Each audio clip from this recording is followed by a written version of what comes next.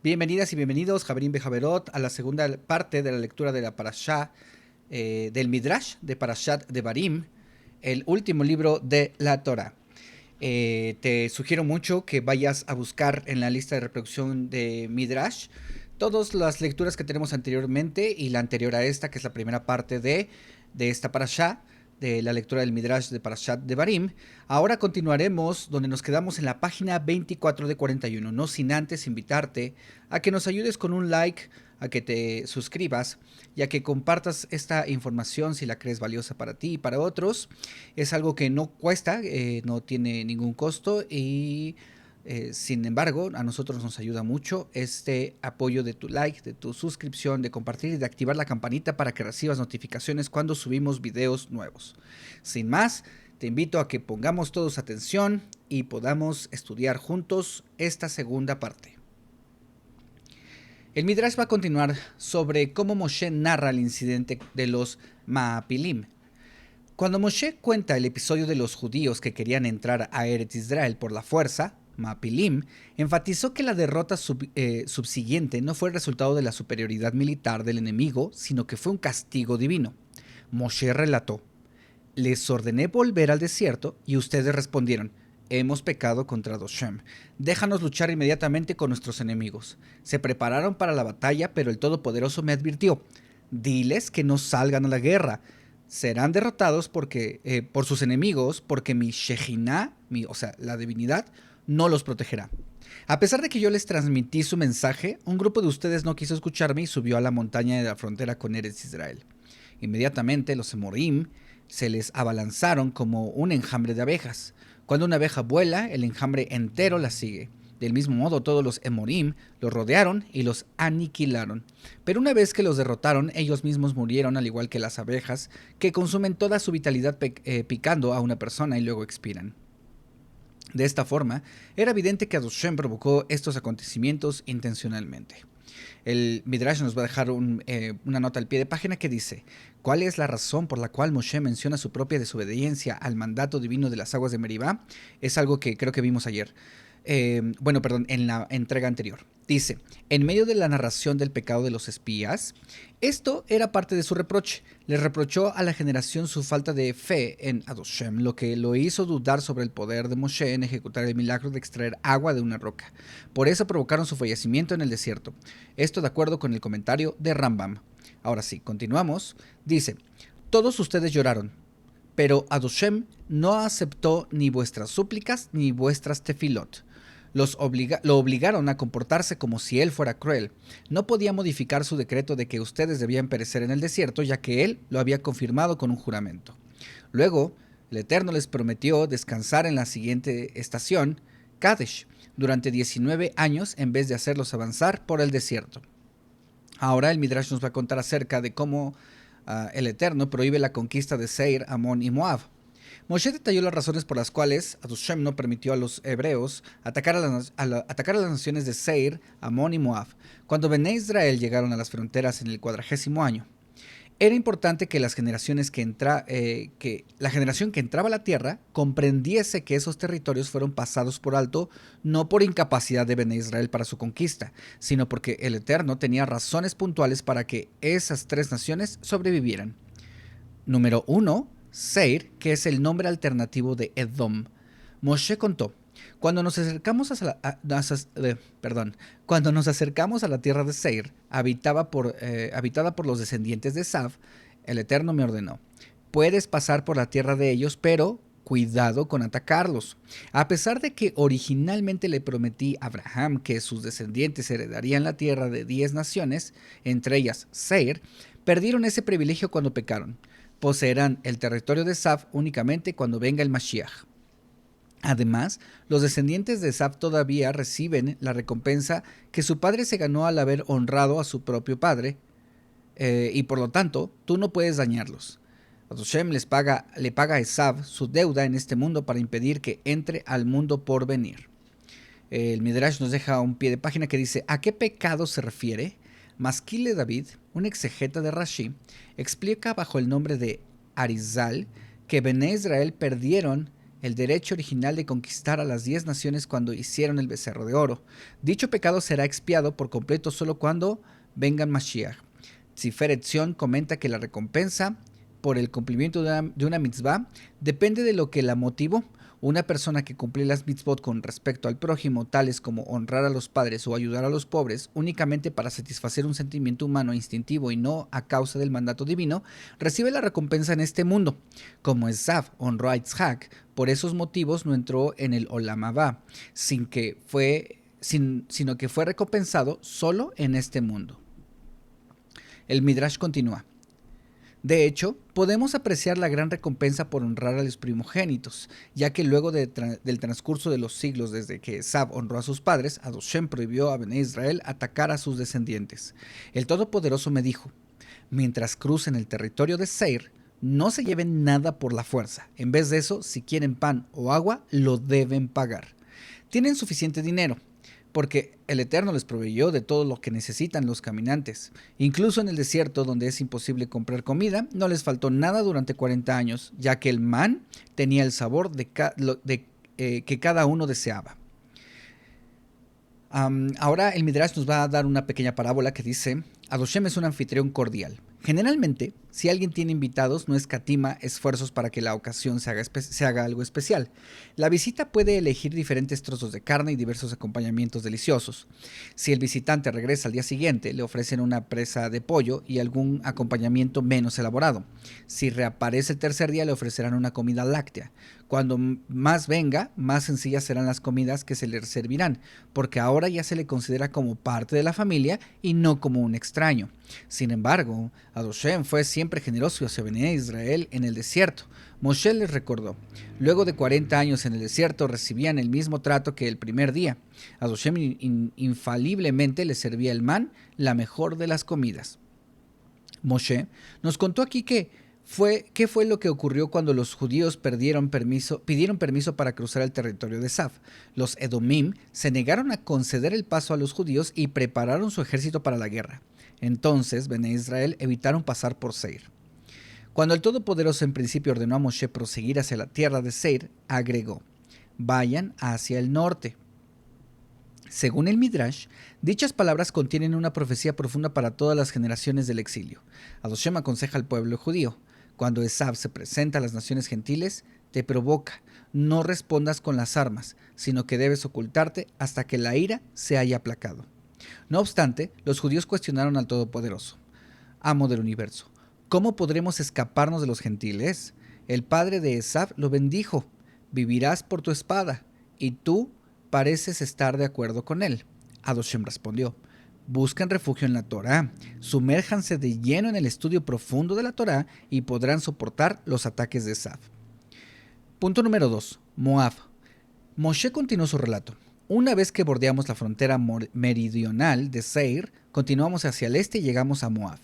Yo estaba seguro de que nos ordenaría atacar a Moab, porque pensé, si Adoshem nos ordenó ir a la guerra contra los Midianim, porque ayudaron a los moabitas a inducir a los nuestros a prostituirse y a comer idolatría, los moabitas mismos, que fueron los príncipes instigadores, deberían ser borrados de la faz de la tierra. Pero Adoshem me contradijo, tus ideas no son mis ideas, no destruyas a Moab, pero puedes atemorizarlos y llevarte el botín. Ahora, el Midrash va a dejar una nota al pie de página que dice que cuando dice la palabra ocúltense, está relacionado con zafón, me parece que es oculto. Este consejo lo sugiere también la palabra... bueno, hay otra palabra que se escribe igualito que Zephón, pero seguramente se lee con vocales diferentes, ya que alude a la Torá como algo oculto, como está en Mishle 2.7. La historia confirmó la veracidad del enfoque de la Torá, la cual salvó al pueblo judío de la extinción que sufrieron otros pueblos antiguos. Antes de la destrucción del segundo templo, Rabbi Yohanan ben Zakkai le solicitó al emperador de Roma, permítenos estudiar Torá en Yafné.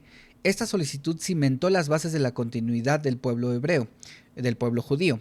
En estos tiempos, los líderes de la Torá respondieron al holocausto trasplantando los centros de estudio de la Torá a Eretz Israel y América, asegurando de esta forma el futuro de nuestro pueblo. La Torá nos pide que soportemos el yugo del exilio, porque nos libraremos de él hasta que venga el Mashiach. Los versículos 2, 10 al 12 continúan describiendo a las naciones que habitaban en los territorios de Moab y Seir antes de ser expulsados por los descendientes de Lot y Esab respectivamente. ¿Por qué la Torá se toma el trabajo de mencionar estos antiguos pobladores? Tur explica que estos versículos vienen a advertir al pueblo judío que respeten los derechos territoriales que Adoshem les concedió a otras naciones, debido a que Adoshem quería que los descendientes de Lot posean Moab. Él los ayudó a expulsar a los poderosos gigantes conocidos por los moabín como Eimim, porque inspiraban Eimá o temor a todos los que los veían. Del mismo modo, Adoshem le asignó la tierra de Seir a los descendientes de Esab y por lo tanto les permitió expulsar a una poderosa nación, los Jorim. La Torá agrega que así como Adoshem exige a los judíos respeten los territorios asignados providencialmente a Seir y Moab y les pide que se abstengan de atacar a dichas naciones, del mismo modo, él va a impedir que otras naciones expulsen a los judíos de Eretz Israel una vez hayan tomado posesión. Rashi explica estos versículos de otra forma, pero su exposición provoca muchos problemas. Por ejemplo, la Torá en 2:20-23 añadió una advertencia a Bené Israel para que respeten los derechos territoriales de Amón, ya que se les otorgaba el Todopoderoso mismo, quien, en beneficio de los Amonim, expulsaba a una poderosa nación de gigantes, los Refaim, conocidos como Samsumim. La Torá explica que si Adoshem alguna vez quisiera que los judíos poseyeran un territorio que les está prohibido atacar, él haría que la tierra cayera en manos de otras naciones contra las cuales les está permitido guerrear. Así, por ejemplo, él hizo que la tierra de Abim, según Rashim, descendiente de Abimelech, con quien fue Abraham, había hecho un pacto, prohibida para Bené Israel, pasaron a mano de los Kaftorim. Bueno, estos pies de página nos ponen en contexto de los límites de la tierra y nos ponen en contexto de cómo es que podía Israel atacar. O sea, que les daban, antes de caer las naciones en manos de Israel, caían en manos de otros pueblos que Israel sí podía atacar. Bueno, voy a continuar. La razón por la cual el Todopoderoso permitió vivir a Moab se explicará en la próxima sección, donde se comenta acerca de la prohibición de atacar a Amón. Amón. Moshe continuó, que es la tercera parte. Moshe continuó, enseguida nos acercamos a la frontera con Amón. El Todopoderoso me advirtió, no ataques a Amón, ni siquiera puedes atemorizarlos como te permití hacerlo con Moab. ¿Por qué Adoshem prohibió la guerra contra Moab y Amón? Tanto Moab como Amón, descendientes de Lot, fueron objeto de la clemencia divina en mérito del antepasado de ambos, Lot. Cuando éste acompañó a Abraham a Egipto y Abraham, temiendo por su vida, simuló ser hermano de Sarai, Lot guardó el secreto. Al ocultar la verdadera identidad de Abraham, Lot le salvó la vida a Abraham, por eso se les perdonó la vida a sus descendientes. El Midrash destaca el gran mérito de ayudar a un sadik. Dicho mérito protege no solo a quien ejecutó la mitzvah, sino también a sus descendientes en las siguientes generaciones. Adoshem consideró que los ancestros de Moab y Amón se habían brindado por el bien de la humanidad en tiempos de ira. En la mitad de la noche hubo un cortocircuito en la principal estación energética de la ciudad. Esto es una parábola. El apagón era total. La ciudad estaba sumergida en la oscuridad. A muchos ciudadanos no les afectaba porque dormían plácidamente, pero las fábricas que trabajaban de noche interrumpieron su producción y los obreros, imposibilitados de regresar a sus hogares, trataron de arreglárselas para dormitar un poco. Los panaderos que estaban preparando el pan para la mañana siguiente se vieron obligados a dejar de trabajar. El dueño de la panadería más importante de la ciudad estaba preocupado. Si no trabajan, no habría pan para la mañana siguiente. Decidido a no fallarle a sus clientes, ordenó: todos los obreros deben continuar trabajando. Usen velas, linternas o lo que puedan conseguir. No le falló al pueblo. A la mañana siguiente, la gente encontró pan fresco en los almacenes. Pero ay de mí, cuando lo mordieron, notaron que algo había salido mal. Cuando mordieron el pan. Dice, bajo una débil luz los panaderos habían mezclado las bolsas, confundiendo la harina integral con la harina refinada, la sal con el azúcar, el polvo de hornear con la sal. No, hombre. El dueño de la principal panadería fue demandado. El juez formuló el siguiente veredicto: En circunstancias normales se multa a la persona que incurre en acciones irresponsables. En este caso en particular, por haber continuado con la producción bajo circunstancias adversas para evitar que la gente no tenga que comer, haré una excepción. Del mismo modo, Adoshem decidió salvar de la destrucción a las hijas de Lot. A pesar de que las hijas de Lot habían cometido incesto, ellas creían que de ese modo salvarían a la raza humana, pues luego que las perversas ciudades de Sedom, Amorá, Admá y Zeboim fueron aniquiladas, toda la región estaba desolada y las hijas de Lot creyeron que la humanidad había sido destruida, como en tiempos de Noaj. Por lo tanto, consideraron que sus actos eran correctos. A pesar de que Adoshem prohibió la guerra contra Amón y Moab, permitió a Bené Israel atemorizar a los moabitas. ¿Por qué? La respuesta es que la hija mayor de Lot le puso al hijo nacido de la relación prohibida el nombre descarado de Moab, que significa engendrado por el padre. La hija menor, por el contrario, nombró a su hijo discretamente Amón, hijo de mi pueblo. Fue recompensada por su modestia cuando Hashem les prohibió a Bené Israel incluso molestar a los descendientes, los Amonim. A Hashem le prohibió a Moshe destruir a Amón y a Moab en mérito a dos grandes personas que surgirían de esas dos naciones. De Moab, Ruth, la antepasada de David, y de Amón, Naamá, la madre del rey Rehabam. La Torá nos relata qué sucedió realmente cuando los judíos llegaron a la frontera con Amón y escucharon que Adoshem les prohibía atacar. ¿Hicieron caso a la palabra divina? Esto está mencionado incidentalmente en el libro Shofetim, que es Jueces. Dice, en la época del juez Iftach, 300 años luego del fallecimiento de Moshe, sus vecinos los Amonim atacaron. Iftach envió un mensaje al rey Amón. ¿Por qué nos has atacado sin motivo alguno? El rey de Amón contestó a los mensajeros de Iftach. Reclamó los territorios desde el río Arnón hasta el Yabok y hasta el Jardén, los cuales los judíos me quitaron luego de que salieron de Egipto. Devuélvenmelos pacíficamente y evitaremos una guerra entre nosotros. Iftach refutó el reclamo del rey con los siguientes argumentos. Los judíos nunca conquistaron ningún territorio perteneciente a Amón o Moab, ya que Adoshem prohibió ir a la guerra contra esos pueblos. Por el contrario, enviaron ofertas de paz a los reyes de ambas naciones, pidiéndoles únicamente permiso para atravesar sus territorios. A pesar de que los judíos recibieron respuestas negativas de ambos, no los atacaron y tomaron otra ruta en su lugar.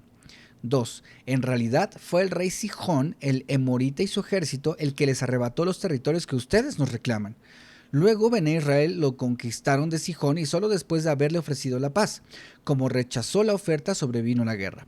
3. Como lo sabían todas las naciones después de Yetziat Mizraim, que es el Éxodo, las conquistas de Bené Israel estaban guiadas por el mandato divino. 4. ¿Por qué tú, rey de Amón, haces reclamos territoriales 300 años después del Éxodo? A pesar de que todas las naciones de aquella época reconocieron que los judíos eran los verdaderos dueños. Por lo tanto, es obvio que nos atacaste injustamente. A pesar de los argumentos bien fundamentados, el rey de Amón se negó a retirar sus tropas del territorio judío. Entonces, Iftach salió a su encuentro con su ejército. El espíritu de Hashem le otorgó una fuerza sobrenatural, de modo que los judíos destruyeron a sus atacantes y finalmente sometieron por completo a los Amonim. Ahora el Midrash nos va a hablar acerca de Moshe relata la derrota de Sihón y de su ejército. Luego de haber enfatizado a Bené Israel que los judíos habían evitado atacar a Seir, Amón y Moab solo a causa de las directivas de Adoshem y no por debilidad, Moshe continuó describiendo la derrota del rey amorita Sihón, que había sido ordenada por Adoshem. El Todopoderoso me ordenó: cruza el río Arnón. Te aseguro la victoria sobre el rey emorita Sihón y su ejército. Moshe, hoy comenzaré a hacerte famoso en todo el mundo al ejecutar sorprendentemente milagros para ti. Adoshem aludía al milagro de detener el movimiento del sol, como se relataría más adelante. Envié una delegación a Sihón para pedirle permiso para atravesar su territorio pacíficamente. Sin embargo, Sihón rechazó mi propuesta y lanzó su ejército contra nosotros. Adoshem le dio coraje porque la maldad de Sihón había alcanzado su punto máximo y demás. Y además, Adoshem previó que no tendría ningún descendiente justo. Tan seguro de la victoria se sentía el poderoso gigante Sihón, que ni siquiera se molestó en llamar a su medio hermano Og y a su ejército para que viniera a ayudarlo. Destruimos al gigante Sihón y a su hijo igualmente poderoso. Derrotamos a los soldados, tomamos posesión de las ciudades emoritas e hicimos desaparecer a sus habitantes. Este día quedará grabado en la historia porque Adoshem hizo detener al sol en el cielo. En mérito a tres Adikim, el Todopoderoso hizo que el sol se detuviera en el cielo. 1 por Moshe. Mientras Moshe luchaba contra Sihón, Adoshem detuvo el movimiento solar y de esta forma alargó el día. Por medio de este milagro fantástico, Moshe se hizo famoso en el mundo entero. 2. El milagro fue aún mayor en tiempos de Yehoshua. Poco después de que el pueblo gibonita se hiciera aliado de los judíos, fue atacado por 5 reyes emoritas. Inmediatamente enviaron mensajeros a Yehoshua pidiéndole ayuda. Un jueves por la noche, Yehoshua reunió a los soldados y los hizo marchar desde Gilgal, donde acampaban, hasta Gibón. A la mañana siguiente, bien temprano, los judíos lanzaron un ataque sorpresa contra los ejércitos emoritas. El enemigo fue sorprendido por completo. Mientras huían en gran confusión, Adoshem dio muerte a muchos de ellos lanzando granizo desde el cielo. Bené Israel emprendieron la persecución y Yehoshua vio que se haría Shabbat y la batalla aún no había terminado. A fin de atrasar el comienzo del Shabbat, decidió provocar el cese del movimiento del sol en el cielo. A pesar de que está permitido profanar el Shabbat por una guerra ordenada por Adoshem, Yehoshua prefirió en estas circunstancias evitar el Hilul Shabbat, o sea, la profanación del Shabbat, ya que esta no era una guerra de conquista de Eretz Israel, sino que era simplemente para ayudar a sus aliados. Elevando sus brazos hacia los cuerpos celestiales, Yehoshua pronunció el gran nombre de Adoshem y ordenó: Sol, en Gibón detente, y tú, luna, en el valle de Ayalón, espera. El sol respondió: ¿Quién eres tú para ordenar que me detenga? Mientras giró, cantó constantemente una shirá a Adoshem. Dice, mientras giro, canto constantemente una shirá, o sea, un cántico, a Adoshem. ¿Te atreverías a hacerme callar? Más aún, no aceptaré órdenes tuyas porque a mí me crearon en el 4º día de la creación y a ti, hombre, te crearon recién en el 6º día. Yehoshua repuso: ¿podrías quedarte callado en honor a mí? Ya que yo nunca permanecí silencioso de las palabras de la Torá. Hay un pie de página en este midrash que leeré más adelante. Dice: más aún, no temas, yo cantaré la shirá en tu lugar. Eso le respondió Yehoshua. En cuanto a tu argumento que eres mayor que yo, te digo que un joven puede darle órdenes a su sirviente mayor que él. Erev Shabbat, o sea, esta víspera de Shabbat tan especial, duró 36 horas. Terminó solo cuando Bené Israel derrotaron por completo a sus enemigos. Ni antes ni después, el mundo experimentó el milagro del detenimiento del sol por tanto tiempo. En la época de Moshe permaneció en el lugar solo unas pocas horas. Así se concretó la antigua profecía de Jacob referente a su nieto Efraín, y su simiente, refiriéndose a Yehoshua, será plenitud de los pueblos, como está en Bereshit 48:19. Ahora sí, el pie de página del Midrash dice: el Todopoderoso realizó este milagro poco antes del fallecimiento de Moshe, porque Moshe le imploró fervientemente que le permitiera entrar a Eretz Israel, donde podría santificar el nombre de Adoshem hasta su punto máximo. En vez de esto, Adoshem le otorgó un milagro que alcanzaría un gran Kiddush Hashem, o sea, una santificación del nombre, y atemorizaría a las demás naciones entre los Bené Israel, cimentando así las bases para la conquista de Eretz Israel. Continúo con el Midrash. Nagdimón ben Gurión, un millonario llamado Boni, vivía en la era previa de la destrucción del segundo Beit HaMikdash, templo sagrado. Posteriormente se le conoció por el nombre de Nagdimón, como corolario del siguiente incidente. Nagdimón, es que voy a hacer un paréntesis. Nagdimón es lo que se conoce en español como Nicodemo. Por eso me sonaba. Nagdimón ben Gurión, ¿ok? Bueno, continúo. Era una época de sequía. Los judíos que visitaban el Beit HaMikdash para el Yom Tov, festividades judías, no podían encontrar agua para beber por ningún lado de la ciudad de Yerushalayim. El próspero Boni, que es... el próspero Boni envió un mensaje a un influyente noble romano del vecindario. En esa época los romanos eran poderosos. Concédeme el agua de 12 de tus aljibes, que yo te lo devolveré el agua dentro de una fecha determinada, o te pagaré 12 kikar de plata. Boni pensó: el Todopoderoso quizá hará que caiga lluvia en honor a los méritos de las 12 tribus. Si no, rezaré. Llegada la fecha del pago acordada, el noble envió a su delegado a pedirle a Boni el agua o el dinero. El día es largo, mandó decir Boni. Un segundo mensajero apareció al mediodía y un tercero por la tarde, pero Boni insistía en que el plazo aún no había expirado. Cuando el hombre se enteró, comenzó a burlarse. ¿Qué cree que va a llover justo ahora, luego de un año entero sin lluvia? De buen humor, ante la expectativa de ganar pronto mucho dinero, el patricio así dice, el patricio se dirigió a la casa de baños. Esta actitud revelaba su desprecio por la terrible situación de los judíos, quienes estaban dispuestos a pagar toneladas de plata por beber agua, mientras que él se revolcaba en agua. Mientras tanto, Boni se dirigió al Beit HaMikdash. Envuelto en su talit, imploró al Todopoderoso: Ribono Shel Olam, amo del universo, tú sabes que yo he pedido agua para acrecentar mi fama o la de mi familia. Que yo no he pedido agua para acrecentar mi fama o la de mi familia, sino por tu gloria meramente, para que aquellos que vengan al Beit HaMikdash para las fiestas tengan agua para beber. Si pasan sed ahora, en el futuro se van a abstener de cumplir la mitzvah de visitar el Beit HaMikdash para las fiestas. Inmediatamente, las nubes de lluvia aparecieron en el cielo y un fuerte chaparrón llenó todos los pozos. Los 12 aljibes del noble alcanzaron un nivel sin precedentes y finalmente se desbordaron. Al salir Boni del Beit HaMikdash y el noble de la casa de baños, ambos se encontraron providencialmente. Con una sonrisa, Boni le dijo al patricio: me parece que ahora tú me debes dinero a mí porque hay agua por demás en tus aljibes. Furioso, el noble respondió: yo sé que todo Shem trajo la lluvia por ti, pero de todas maneras debes pagarme. Mira el sol, ya se puso y ya no es más de día. Tu lluvia vino demasiado tarde. Nuevamente Boniel regresó al Beit HaMikdash y, envuelto en su talit, le rogó al Todopoderoso: amo del universo, demuestra que tú tienes amigos en el mundo, otórgame otro milagro. Un viento tempestuoso dispersó las nubes de lluvia, salió el sol y una vez más brilló en el cielo, de manera que el noble no tenía más derecho a reclamar el dinero. Luego de estos eventos extraordinarios, a Boni se le comenzó a llamar Nakdimón, o sea, Nicodemo, el hombre por quien el sol brilló.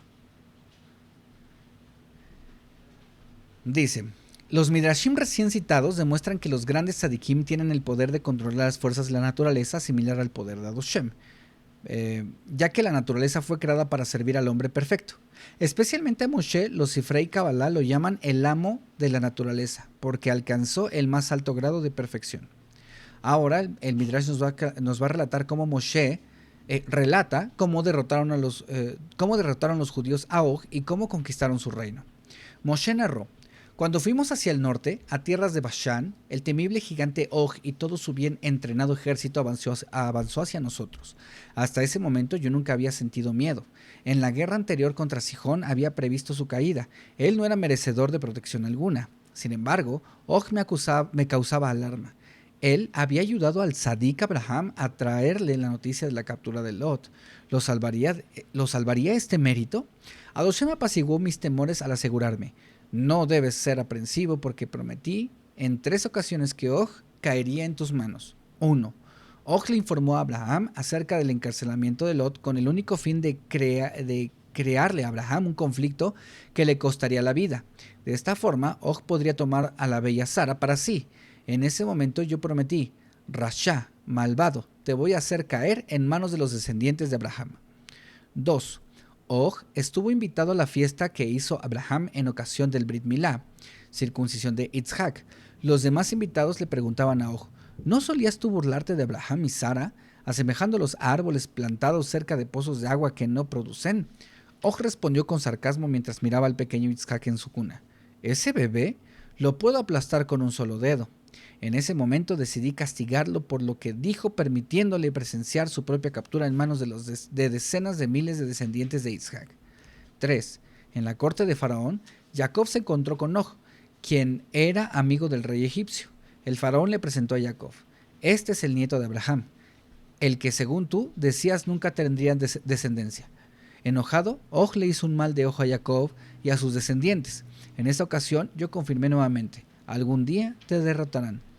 Og preparó una roca gigantesca para lanzarla sobre nosotros, pero Hashem lo detuvo. Lo derribé al pronunciar el Shema Meforash, que es el nombre inefable.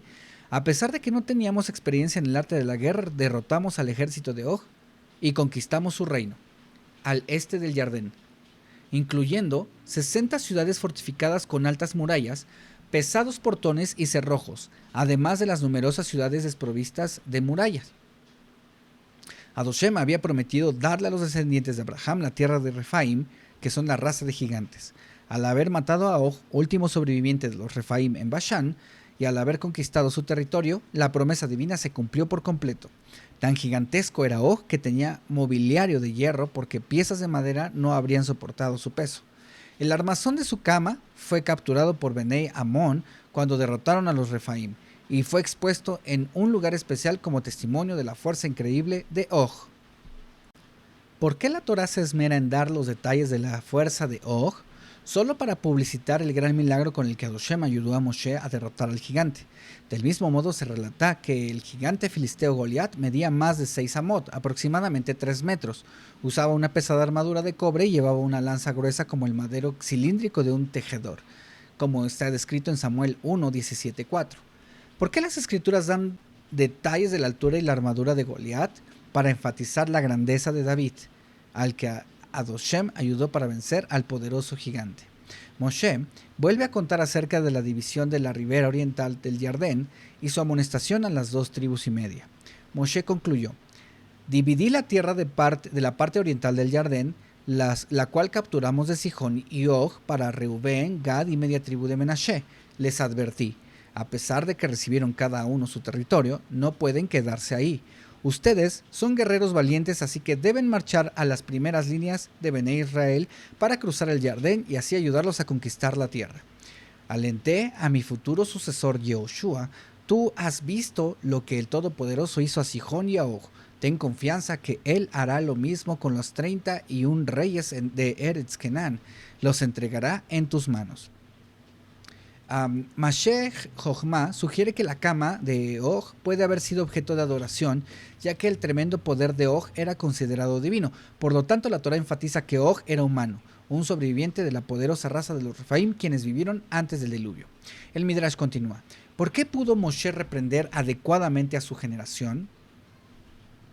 Parashat Devarim es un extenso sermón en el cual se critican todos los aspectos del mal comportamiento de Bené Israel.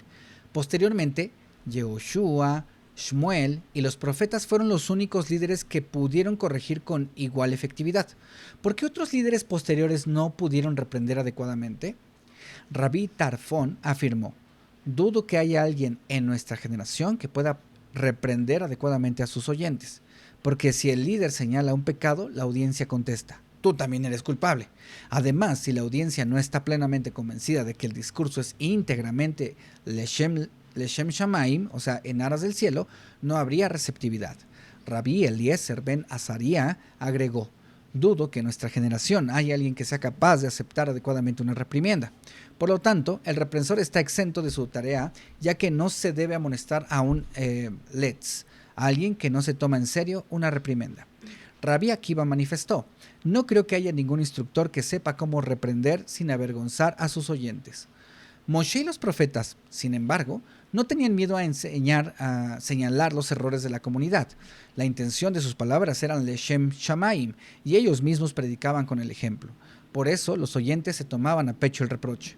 ¿Por qué Moshe, que amaba a Bené Israel, puso tanto énfasis en sus errores, mientras que el profeta pagano Bilam, que los odiaba, enfatizó los elogios? ¿No hubiese sido más apropiado que Bilam haga este incisivo sermón de reproche de Parashat Devarim y que Moshe exclame: ¿cuán bellas son tus carpas, oh Jacob? El Midrash cita 2 razones por las cuales Moshe se dirige a Bené Israel duramente, mientras que Bilam lo hizo de manera misericordiosa. 1.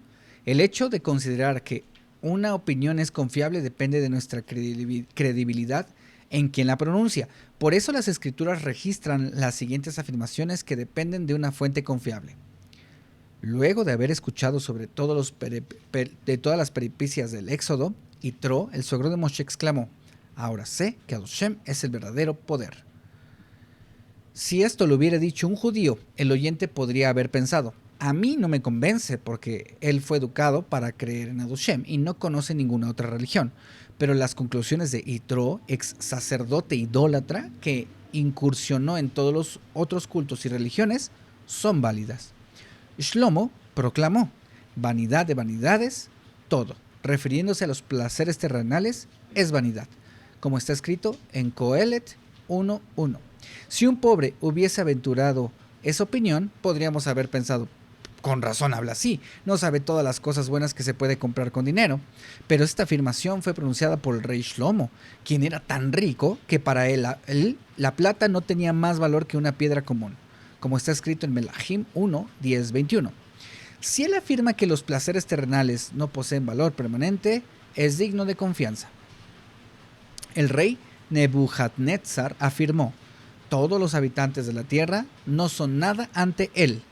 Él actúa de acuerdo a su voluntad en la hueste celestial y entre los habitantes de la tierra. Y nadie puede detener su mano y decirle: ¿qué estás tú haciendo? Como está escrito en Daniel 4:32.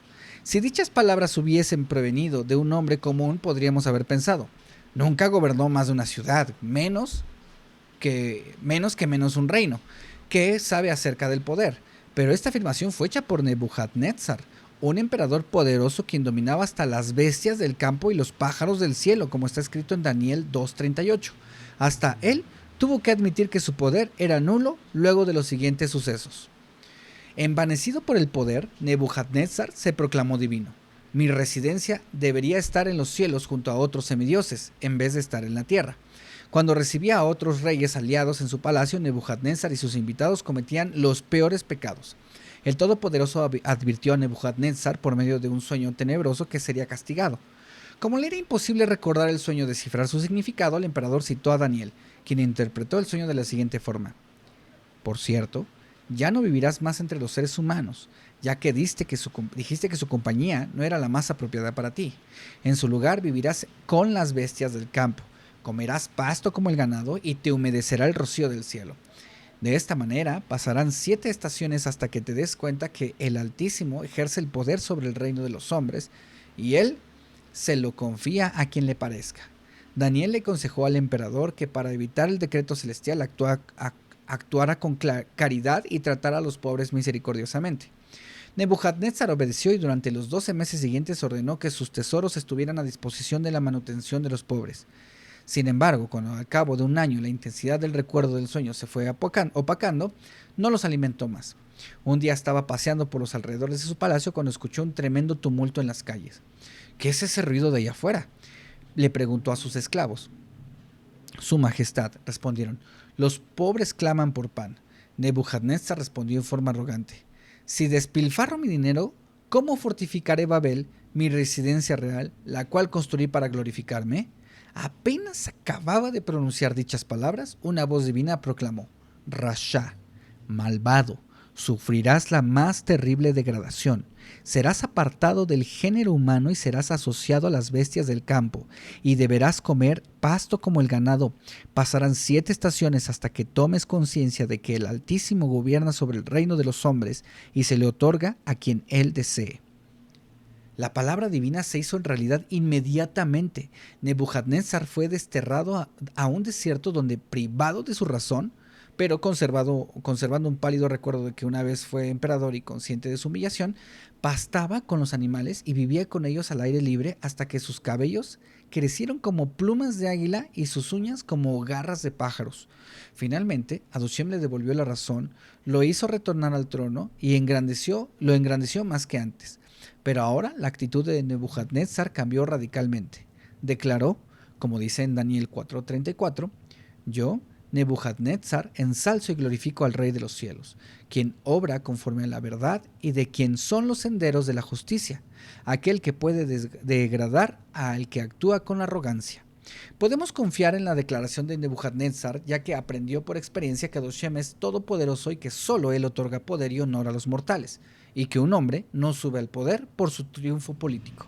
Los ejemplos citados anteriormente nos aclaran el motivo por el cual Moshe criticó a Bené Israel y Bilam los alabó. Si Moshe hubiera pronunciado las bendiciones de Bilam, la gente habría pensado que era prejuicioso y habrían murmullado entre ellos: por supuesto, que un líder alaba a su propio pueblo. Por eso, Hashem puso en boca de Bilam, el peor de los enemigos de los judíos, las bendiciones más hermosas y más líricas que jamás les hayan dedicado al pueblo judío. Si siendo enemigo los alababa, todos recordarían la grandeza del pueblo. Por el contrario, si Bilam hubiera criticado a los judíos, sus palabras no los habrían motivado a hacer teshuvá. Al saber que él despreciaba a Bené Israel, habrían considerado sus epítetos exagerados o falsos. estoy leyendo, epítetos hubieran sido exagerados o falsos. Pero al ser Moshe, de cuyo amor por ellos estaban seguros, él el que los reprendió, aceptaron íntegramente sus palabras y las tomaron a pecho. 2. Las alabanzas de Bilam derivan del odio, mientras que el incisivo reproche de Moshe provenía del amor. Nuestros sabios ilustran este punto así. Se le confió a 2 tutores la educación del joven príncipe. Uno de ellos estaba sinceramente interesado en el bienestar del joven y por eso, antes de cada clase, le hacía una advertencia cordial para que mejorara su comportamiento. Hijo mío, asegúrate que tu conducta sea la correcta. Tu padre, el rey, es también el juez supremo de este territorio y no te toleraría que su propio hijo se desviara, en lo más mínimo, del buen camino. El otro tutor, que ocultaba su odio hacia el joven príncipe, lo alentaba constantemente. Diviértete, no tienes necesidad de preocuparte de las consecuencias, ya que tu padre, el jefe supremo de la es jefe supremo de la justicia del país, te puede eximir del castigo. Del mismo modo, Bilam trató de calmar a los judíos dándoles una falsa seguridad en sí mismos. Adoshem trata duramente solo a las naciones gentiles. En lo que concierne a ustedes, puede decretar un castigo, pero al final nunca lo ejecuta. Con sus elogios, Bilam quería inducir a los judíos a que siguieran sus malévolas inclinaciones. Moshe, por el contrario, era un verdadero amigo de Bnei Israel y por eso hizo una extensa enumeración de sus pecados para inducirlos al arrepentimiento y acercarlos a Hashem. En realidad, Moshe tenía un discurso para Bnei Israel y otro totalmente diferente cuando se dirigía al Todopoderoso. Reprochó a Bnei Israel: ¿cuánto tiempo más van a seguir encolerizando a Hashem? ¿No han pecado ya bastante? Pero cuando se dirigía al Todopoderoso, le imploraba: ¿por qué es que tú estás enojado con tu pueblo? ¿Acaso no son tus hijos? El Musar, el discurso de reproche de Moshe al pueblo, continúa en la parashá siguiente. Esto es todo el relato de Barim. Hemos leído 41 páginas entre esta entrega y la entrega anterior. Y yo te agradezco por haber llegado hasta acá. Espero que te sirva y que puedas ayudarnos a darle like y compartir, suscribirte y activar la campanita para las notificaciones. Yo soy Alex Atalmid, soy un estudiante. No soy ni pastor, ni rabino, ni sacerdote, ni bla, bla, bla. Nada de eso. Solo soy un estudiante de Torah y de toda la Biblia en su contexto hebreo.